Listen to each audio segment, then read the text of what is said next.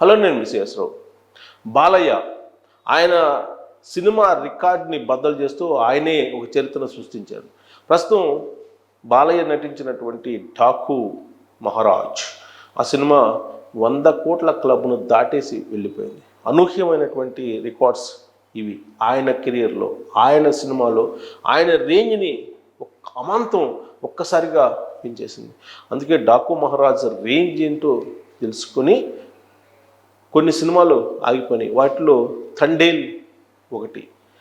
నాగ చైతన్య నటించినటువంటి తండేల్ కూడా సంక్రాంతి బరిలో నిలవాలి, కానీ సంక్రాంతి బరిలోకి రాలేదు. కారణం ఏంటంటే 3 పెద్ద సినిమాలు సంక్రాంతికి విడుదలై, ఒకటి గేమ్ చేంజర్, రామ్ చరణ్ నటించినటువంటి గేమ్ చేంజర్, 2 ఠాకూ మహారాజ్, 3 సంక్రాంతికి వస్తున్నాం. ఈ 3 సినిమాలు విడుదల సందర్భంగా తండేల్ని వాయిదా వేస్తున్నారు ఫిబ్రవరికి. అలాగే మరికొన్ని సినిమాలు కూడా వాయిదా వేసుకోవడం జరిగింది. కానీ ఈ 3 సినిమాల్లో రికార్డు సృష్టించి తన రికార్డుని తానే బద్దలు చేసుకున్న హీరో ఎవరంటే బాలకృష్ణ. ఠాకూ మహారాజ్ చూసినటువంటి వాళ్ళ ఎక్స్పెక్టేషన్స్ కన్నా హైగా ఉంది ఆ సినిమా, సూపర్ హిట్ అని చెప్పి చెప్తున్నారు. మరోవైపు థియేటర్ల సంఖ్య పెరుగుతూ ఉంది రోజు రోజుకి కూడా. యాక్చువల్గా 12వ తారీఖున ఠాకూ మహారాజ్ రిలీజ్ అయింది. రిలీజ్కి ముందే దబిడిదిబిడే సాంగ్ ఒక రకంగా సోషల్ మీడియాలో వైరల్ అయ్యింది. అప్పుడే ట్రెండింగ్ సెకండ్లోకి వెళ్ళిపోయారు ఠాకూ మహారాజ్. ఆ ట్రైలర్ రిలీజ్ చేసినప్పుడే హిట్ టాక్ వచ్చేసింది. బాబీకి చాలా కాలం తర్వాత బాలయ్య తోటి సూపర్ హిట్ వచ్చింది.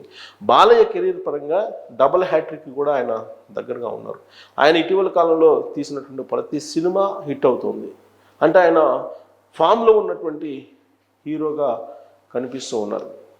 వాస్తవంగా దబిడిదిబిడే సాంగ్లో హీరోయిన్ పట్ల కొరియోగ్రఫీని చూస్తే కనుక ఆ కొరియోగ్రఫీ బాలకృష్ణకి అవసరమా, ఆ కొరియోగ్రఫీ అందించినటువంటి వాళ్ళు ఎవరు అని చెప్పి చాలామంది విమర్శలు చేశారు. కానీ బాలకృష్ణని ఎవరు విమర్శలు చేయలే. బాలకృష్ణ వేసినటువంటి డ్యాన్స్ని ఎంజాయ్ చేశారు.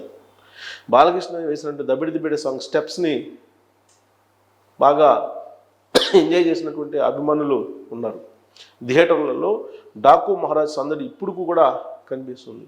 బాలయ్య సినిమాల హిస్టరీలో 3వ రోజుకే రికార్డ్ 100 కోట్ల క్లబ్ను దాటిపోయి 105 కోట్లు కూడా దాటింది అని చెప్పి చెప్తూ ఉన్నారు. అసలు సెకండ్ డేనే 65 కోట్లు వచ్చింది ఒక సింగిల్ డేలోనే అని చెప్పి చెప్తున్నారు. సండే రోజు 65 కోట్లు ఒకే రోజు కలెక్ట్ చేసింది ఆ ఠాకూ మహారాజ్ అనేది కూడా చెప్తూ ఉన్నారు. ఇంకొక వైపు గేమ్ చేంజర్ అనేది ఆ గేమ్ ఓవర్ కావడంతో అది కూడా ఠాకూ మహారాజ్కి బాగా కలిసి వచ్చింది. ప్రస్తుతం సంక్రాంతి బరిలో ఉన్నటువంటి సినిమాల్లో 2 సినిమాలు సూపర్ హిట్గా ఒకదాన్ని మించి మరొకటి ఉందని చెప్పి ఇప్పుడు ప్రేక్షకుల్లో టాక్ ఉంది.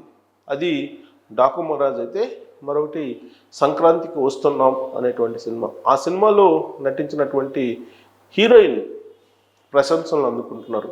ఒక సాయి పల్లవి లాగా ఆవిడ చాలా సాంప్రదాయబద్ధంగా యాక్టింగ్నే నమ్ముకొని అందం అవసరం లేదు, అభినయం చాలు, అందంతో పాటు అభినయం ఉండాలి అని అంటారు.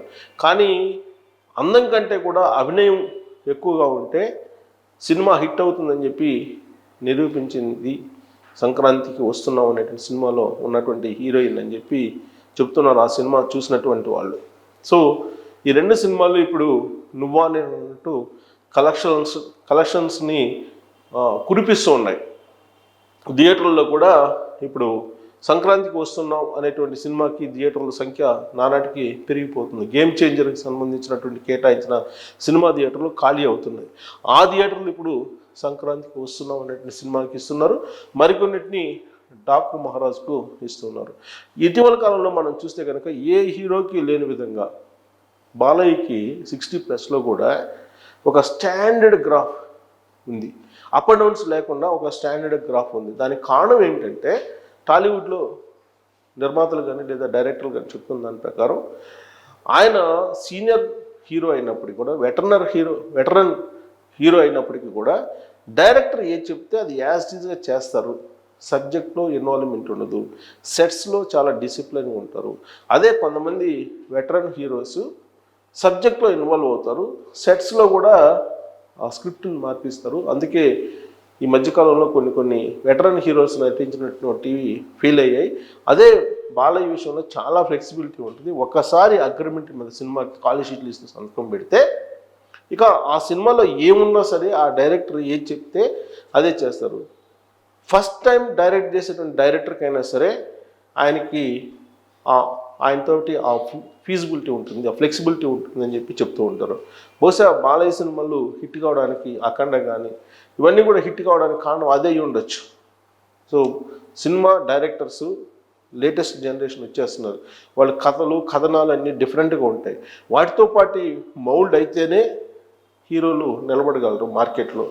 బహుశా బాలయ్య తాజాగా సాధించినటువంటి డాక్టర్ మహారాజ్ హిట్ కూడా ఆ జాబితాలోకి వస్తుందేమో. ఇప్పటి వరకు ఆయన 100 కోట్ల క్లబ్ని దాటలేదు, చాలా తక్కువ టైంలో అంటూ ఉంటారు. అందుకే 12వ తారీఖు రిలీజ్ అయింది, 16 ఇవాళ. కేవలం ఒక 4 రోజుల వ్యవధిలోనే 105 కోట్ల రూపాయల పైగా కలెక్షన్స్ని సాధించింది. సో ఇది 100 క్రోర్స్ క్లబ్ను దాటం అనేది బాలయ్య రికార్డ్స్లో రికార్డ్ అని చెప్పి చెప్పచ్చు. ఎందుకంటే ఆ సినిమాకి అయినటువంటి ఖర్చు, అలాగే గేమ్ చేంజర్కి అయినటువంటి ఖర్చు, సంక్రాంతికి వస్తున్నాం అనే థియేటర్కి అనే సినిమాకి పెట్టినటువంటి ఖర్చు లెక్కేసుకుంటే ఖర్చుకి రాబడికి ఈ రెండింటిని కనుక మనం కంపేర్ చేసి లెక్కించుకుంటే కనుక ప్రాఫిట్స్ ఎక్కువగా బాలయ్య సినిమాకి ఉన్నాయని చెప్పి టాలీవుడ్లో ఇప్పుడు వినిపిస్తుంది. అల్టిమేట్గా కలెక్షన్స్తో పాటు ఎంత మిగులుతుంది అనేది ప్రొడ్యూసర్స్కి ఇంపార్టెంట్, అలాగే ఎగ్జిబిటర్స్కి కూడా ఇంపార్టెంట్. బాలయ్య కూడా అదే చూస్తారు. కానీ కొంతమంది హీరోలు వాళ్ళకు వచ్చినటువంటి కలెక్షన్స్ ఎంత ఉన్నాయని చూస్తారు, కానీ ఖర్చు చూడరు. ఖర్చు భారీగా పెడుతుంటారు, దాదాపు 500 కోట్లు 1000 కోట్లు అలా ఖర్చు పెడుతూ ఉంటారు. బట్ రాబడి చూస్తే కనుక 1500 కోట్లు వచ్చినా కానీ 500 కోట్లే మిగిలేది. 1000 కోట్లు పెట్టుబడి పెడితే దానికి 1500 కోట్లు వచ్చినప్పటికి కూడా 500 కోట్లే ప్రాఫిట్ వస్తుంది. అదే ఒక 50 కోట్లతో సినిమా అయిపోతే అది ఒక 400-500 కోట్లు బిజినెస్ చేస్తే కనుక అది రికార్డు. లేదు 10 కోట్లు 50 కోట్లతో అయిన సినిమా 200 కోట్లు బిజినెస్ చేసినా, లేదా 150 కోట్లు బిజినెస్ చేసినా కానీ 100 కోట్లు మిగులుతాయి. అంటే మిగులుదల ఎక్కువ ఉంటుంది. ఆ జాబితాలో ఇప్పుడు బాలయ్య ఉన్నారు. డాకు మహారాజ్ తోటి దాన్ని నిరూపించారు. తక్కువ పెట్టుబడితో ఎక్కువ లాభాలు అనేటువంటి కాన్సెప్ట్ బాలయ్య దగ్గర ఉందని చెప్పి ఇప్పుడు టాలీవుడ్లో నడుస్తున్నటువంటి టాక్. సో సంక్రాంతికి విడుదలైనటువంటి సినిమాల్లో ఎగ్జిబిటర్స్ కానీ నిర్మాతలకు కానీ ఎవరి ఈక్వేషన్ కరెక్ట్? బాలయ్య ఈక్వేషన్ కరెక్టా, రామ్ చరణ్ ఈక్వేషన్ కరెక్టా, లేదంటే వెంకటేష్ ఈక్వేషన్ కరెక్టా? ఎవరి ఈక్వేషన్ కరెక్ట్గా ఉంది అనిపిస్తుంది మీకు? 100 కోట్ల క్లబ్లోకి చాలా ఈజీగా చేరిపోయినటువంటి బాలకృష్ణ ఇప్పుడు 60+ ఉన్నప్పటికి కూడా రాబోయేటువంటి రోజుల్లో ఇంకా ఆయన ఇలాంటి రికార్డ్స్ను బదులు కొట్టే అవకాశం ఉందా అనే దాని మీద కామెంట్ రూపంలో మీ అభిప్రాయం తెలియజేయచ్చు. Thank you very much.